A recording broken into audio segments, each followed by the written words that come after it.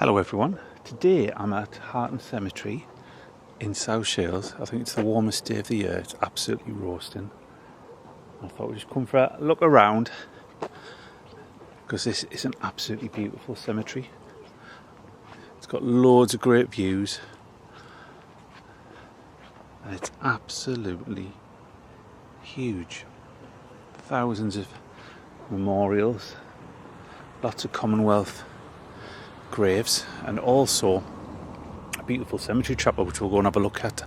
I did come here last month for the first time ever, but it's such a huge cemetery you only ever touch like little bits of it. So that one, it's just called a visit at Harton Cemetery, the first visit. But I noticed this when I was just switching the camera on. In memory of the 17 victims of the St Bede's Junction railway disaster on the 17th of December 1915. And they're all listed there: Thomas Barras, Albert Burnett, Frederick Burrell, Andrew Chipchase, Alban Sweeney, just 14, I think he was the youngest one there. It's a disaster I've not heard of, because there was always multiple railway disasters across the country, sadly. Oh, what's this one here? 6 Private T. Barras, Northumberland Fusiliers, and a Sergeant F. Byrne, Northumberland Fusiliers. And then it also mentions 12 civilians who lost their lives in a railway accident. Also, possibly they were on the actual train. They're possibly soldiers. They are next to each other. But need to get in some shade. If I remember, there was loads of distinct surnames in this particular cemetery. Like, look at this one.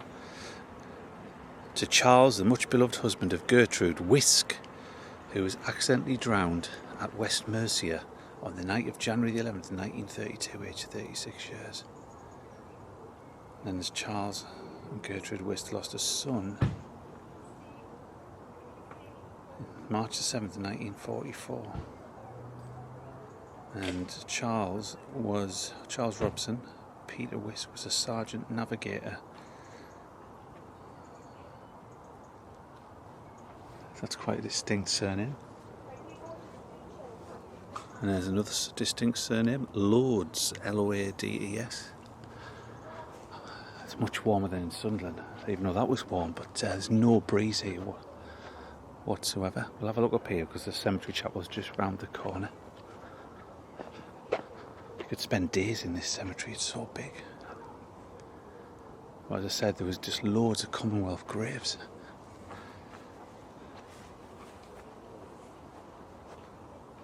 There's a fine epitaph. Hard was the stroke which compelled me to part with a loved one so near and dear to my heart, but the love that I bore him will dwell in my breast till I meet him again in the realms of the blessed. And that's for mentions of Margaret Ockleford. See, you just look over there, there's loads of Commonwealth graves, and right through here, it's beautiful.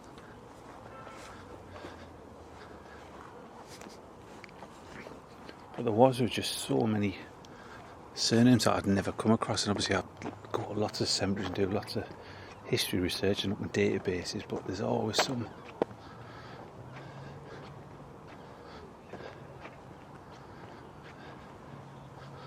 In love and memory of Henry James Bradford, Master Mariner, late of Tenmouth in Devonshire. I've actually been there when I went on holiday once to Torquay. It's a beautiful little place. Sadly, he died at Hamburg and was interred here, so they must have brought his body back. Safe in port in the haven of rest, I will be done. Obviously South Shields, lots of mariners, fishermen. There's another surname, Carroll or Carell.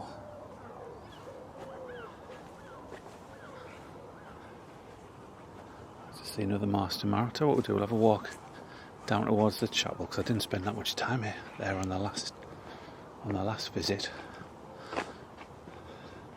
But if you look up there, that path, it's probably about half a mile to the end of the cemetery. and then goes all the way down there and all the way over that. As I can see, a squirrel and a bee. Always full of wildlife, these places.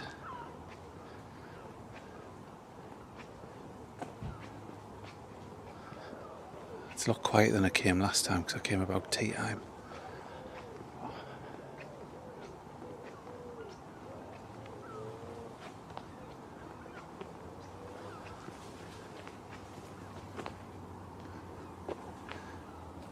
Look at that. Also, John Anchor, the dear son of the above. So it must be John Anchor Hardy was his full name. Have you ever seen a surname? A middle name, Anchor. So I don't know if that was possibly because he was a sailor. Died 20th of February 1920, aged just 20 years, and interred at Morpeth Cemetery. He gave his beloved sleep. And there, John Ralph, dearly beloved husband of Susanna Mabane, M-A-B-A-N-E. Thousands.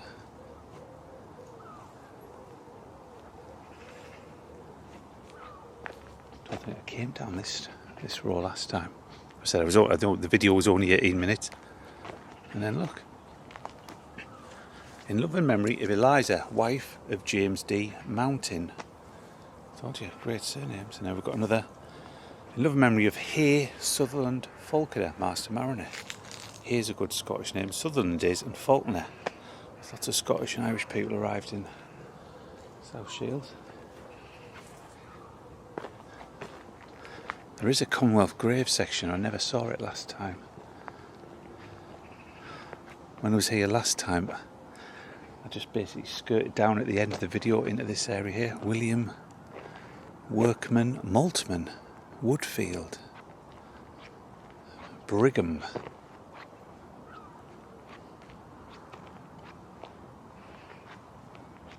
There's lots of Scottish surnames if I remember. There's some of the great and the good. Some grand monuments there. If I turn around now, just look at that.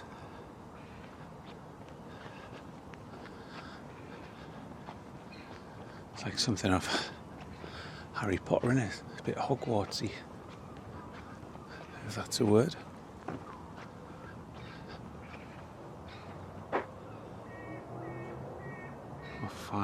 What a fine cemetery chapel that is, isn't it? So what I'm going to do, because last time I never even went down this left-hand side here, I'm going to try and come round and back to that cemetery chapel and see if I come across anything of interest. We should have brought some water.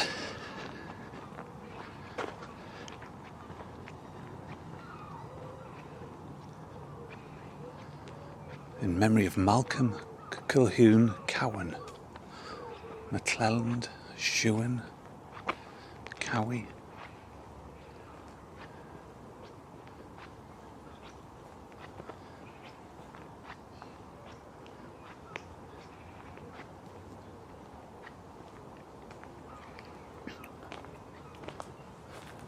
And I've got members of the Riddle family in these two headstones, which I think Riddle is a Scottish surname as well.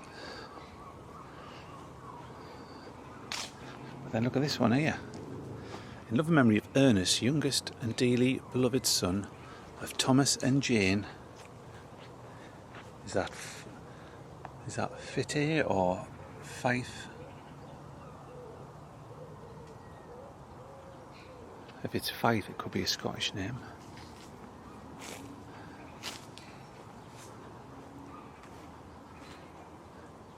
And look at that one there, Mary Jane Essenwich, mother. And then look, also Mabel Asenath Elliot.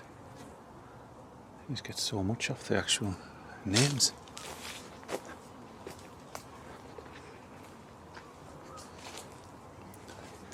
In love and memory of William Henry, dearly loved husband of Elizabeth Whittle.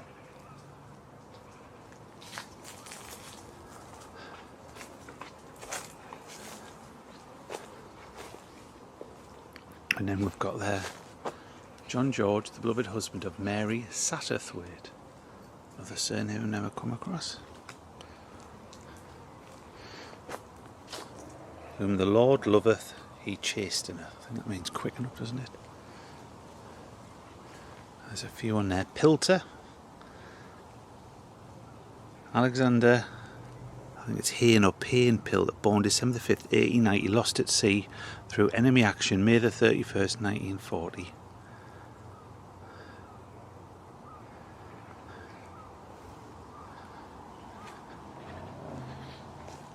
There is another big cemetery, probably about, I think it's about a mile and a half away, Westall Cemetery, but this came after it, and it's still in use today, whereas Westall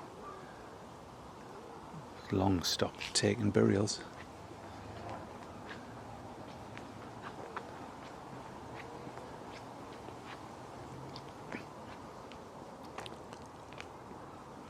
Who's this one here? William, the beloved husband of Julia Dulcibel Wood.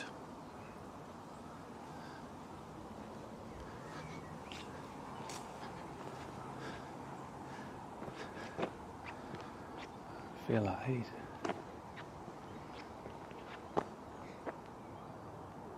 In my Father's house are many mansions, blessed are the pure in heart.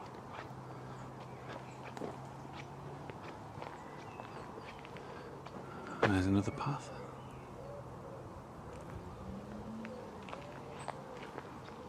Weatherburn.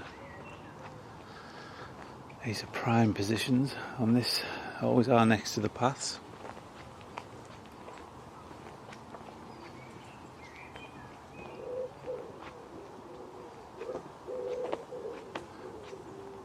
John Bourne. That's a great surname. Argo, A-R-G-O. John Alexander. Another mariner.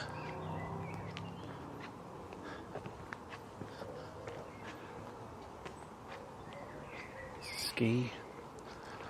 Brack. So we'll walk back to the cemetery chapel.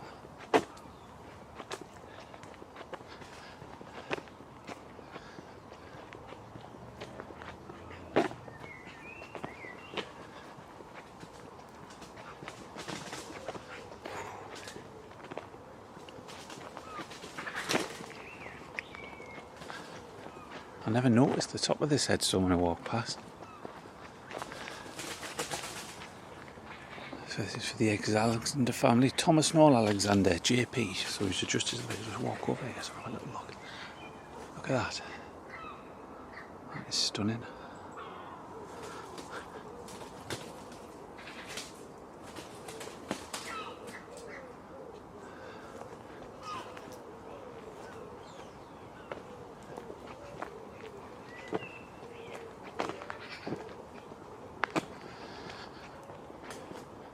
Ethel Porteous, Rattray. I think Rattray is Scottish as well, and Anderson is. It's a fine epitaph. Adieu, a word that grieves the heart, its import who can tell, when from our much loved one we part to bid a last farewell. Those cypress trees and willows, I think that's wave, to mark the lonely spot, but all I ask to deck my grave shall be forget me not. Beautiful.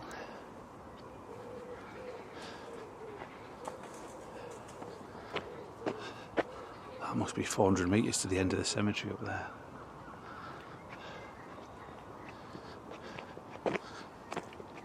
I think there's Christie, the Scottish surname, and Helen Dumbreck, that's a fine name. And look at this. Members of the Pace family. And then there's Hamilton and Mackenzie and more Pace, more Alexander. With all these Scottish surnames, I don't know if this area was possibly like a Presbyterian nonconformist section. I'm guessing it was split up just like most municipal cemeteries into different religions.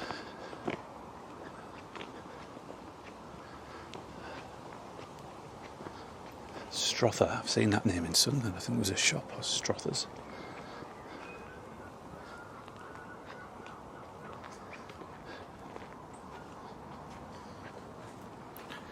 Who's that? A.E. Elliott, deckhand, HMS Corinson, 29th of October 1918, aged 28.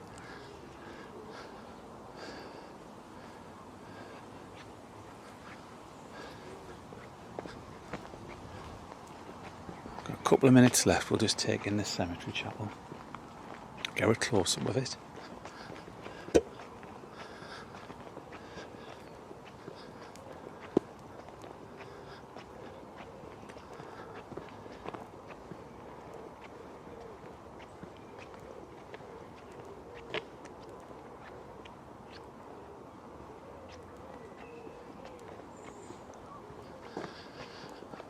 There was some shade.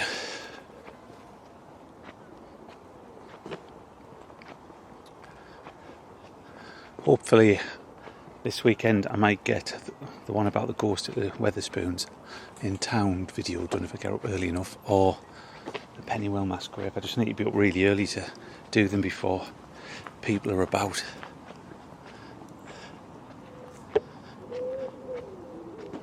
But look at that. Imagine this would look really, really creepy on a night time.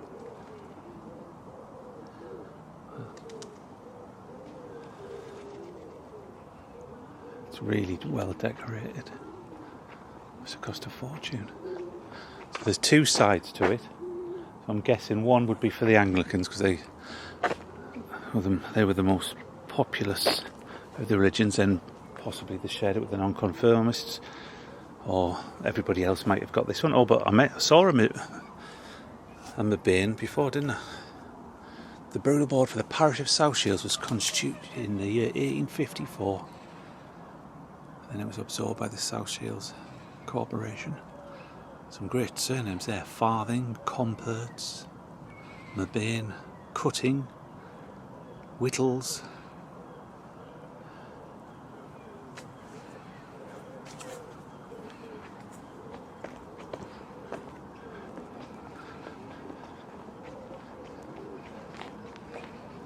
Let's come through there.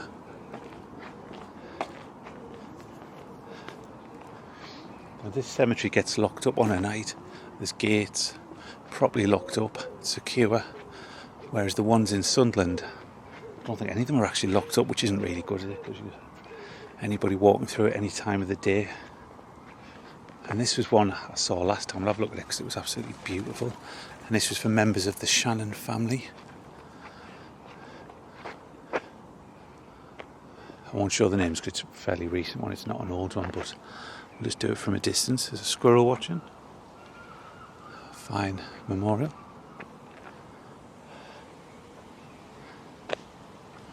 I'm going to end the video there. So thanks for watching. If you did enjoy it, please click on the subscribe and give it a like, and I'll see you next time wherever it may be. Take care everyone. Bye.